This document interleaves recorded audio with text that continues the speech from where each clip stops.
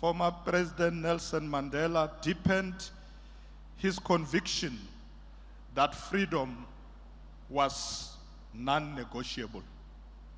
From his youth through the United Democratic Front, the infamous treason trial of Delmas, and into government, his journey was marked by sacrifice and service. As Premier of the Free State, the first Premier of the Free State, Honorable Lekota stepped into a province scarred by apartheid and laid the foundation of a united, non-racial government.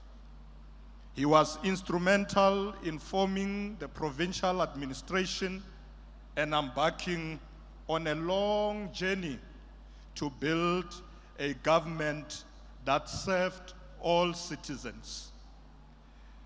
As chairperson of the National Council of Provinces and later Minister of Defense under President Mbeki, he carried the burdens of leadership with dignity. He envisioned a defense force not as an instrument of repression, but as a guardian of democracy and peace, a vision that continues to guide us even today.